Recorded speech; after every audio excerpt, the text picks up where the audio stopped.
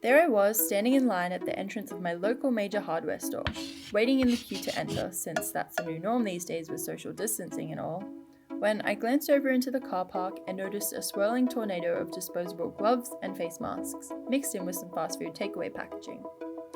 I was shocked to see that in a time when everyone is trying to be so clean in order to protect themselves, the environment was taking a toll, with unimaginable amounts of these disposable personal protective items being dumped. It's all about plastic in Canberra today. Alarming levels of plastic have been detected. Right now, Australia is stuck in an unsightly and growing recycling crisis, Offering a stark reminder of our addiction to plastic. Single-use plastics are synthetic or semi-synthetic materials that are molded into objects with the intention to be used only once before they are thrown away. A recent Greenpeace analysis found that Australians alone use over 9.7 billion single-use plastic bags annually. We are producing way more waste than our planet can handle. This has negative implications on our environment, the animals, and humans. So, what if we reacted to the issue of single-use plastics as urgently as we have responded to the issue of COVID-19? I spoke to Dr Holly Kaye-Smith about the impact that single-use plastics have on the environment, the radical response to COVID-19, and how we can communicate the importance of change effectively. I'm Dr Holly Kaye-Smith. I did a PhD that specialises in kind of human-centred solutions to conservation, humanitarian and environmental issues. Can you tell us why plastic is an issue we should be so concerned about? I think plastic is one of the most dangerous man-made materials that has touched the planet. And that plastic doesn't go away. You make it, and eventually it's a material too that you can't. You can recycle plastic bottles only a certain amount of times before they are not usable again. So they degrade in quality. And then all plastic ends up in the environment, whether it's because it breaks up, even, disposable or biodegradable bags. So, a lot of the ones that I've seen that have been used, they're not actually biodegradable unless they're made from some biodegradable product, because the ideal situation we want to see is not cradle to grave. We want cradle to cradle, so that everything that is made is either nutritiously absorbed back into the environment. So, I think it was Nike, or I forget which company it was, they made this pair of shoes that when you finished with them, you'd put them in the ground and they had seeds in them, so plants would grow. So everything could be biodegraded into the earth, where worms can eat them and things can grow, and life is wonderful. Or can be recycled and continuously go back in that loop. And the problem with plastic is it's so cheap. Like, obviously it's made from oil, and I was actually talking about this many years ago during my PhD, probably 10 years ago. I met the scientist that discovered the microplastics in the ocean. And people are like, don't really understand what the problem with that is. But, plastic is a toxic magnet. And so all of the lethal pathogens join themselves to plastic in the ocean. And then when an animal consumes it, then it also becomes poisoned. People may not care much about fish until I bring it to their attention that, these toxins are consumed by whatever animal eats them. So it goes up the food chain. It doesn't just reside in that fish. And of course, we are on the top of the food chain. And then everyone's like, oh my God, I'm eating plastic? Oh, we got to think about this. So it's bad because it never goes away. It breaks down into little bits, and, and then everything ends up consuming it by accident or whatever. And it's poisonous. It's a big issue and it doesn't go away. Yeah, that's very true. So where does recycling fit into all of this? This idea of recycling things, it's better to eradicate the problem rather than fill the planet with things made from it. So the problem is, yes, definitely we all need to recycle. That is absolutely definitely correct. But to actually eliminate the problem, we need to stop making plastic. And this is a frightening idea to people, because they're like, oh my God, like, what am I going to carry my groceries in? It's like, well, you take your own bag. And glad wrap over food and hygiene things, like we use it so much. And the problem in this area, and the problem with trying to create change, is that you're always met with resistance, and that's human nature. It's like, it's working right now, so why would we change it when obviously it isn't working when you look at it in a different light. But people see our options as only what we have in front of us right now, and that's not what's possible. Like, we can see during the coronavirus how quickly systems changed and adapted very quickly. We're all very skilled inventors and thrifty people and adaptable. Have you noticed a change in our response to dealing with single-use plastic since the COVID-19 pandemic surfaced? And do you think it's still possible to remain sustainably conscious in a time like this? This mania around COVID has meant that a lot of more plastic has been used, and disposable, single use. And that's, I think it's David Suzuki said that anything that has the word disposable or single use should be illegal. Like, that is one of the biggest problems that we have.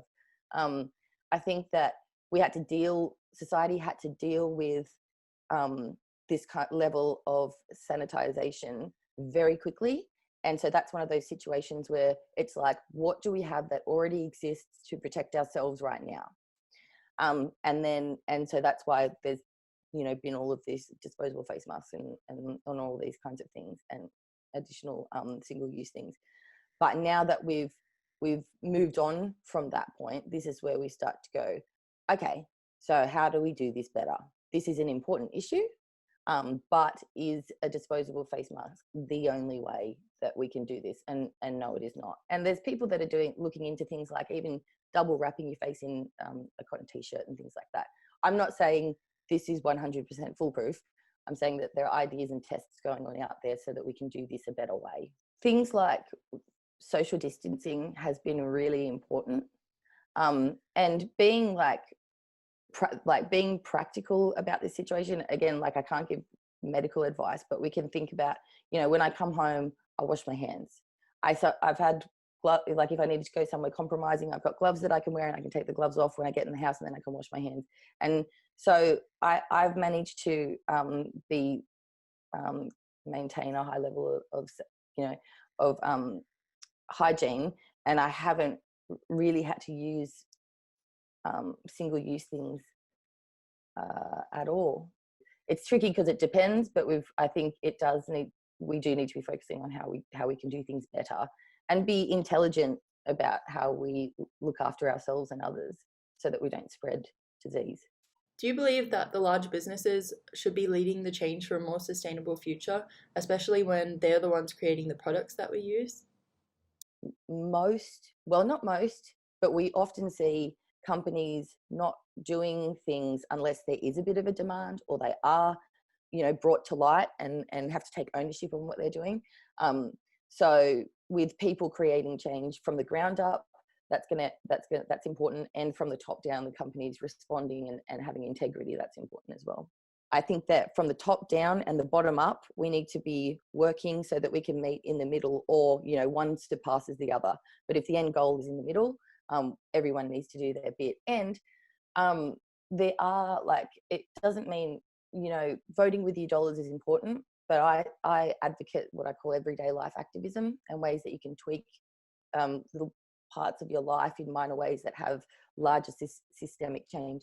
People, especially with big businesses that are obviously doing things in a way that we feel is not appropriate. But one of the mistakes that people can fall into is just pointing the finger and saying they're doing the wrong thing, like they need to change, when we need to be looking at ourselves and figuring out how we can contribute to that change as well. Because, we are all in it together. They do seem onerous sometimes, but yeah, as long as we be the change as well from the ground up.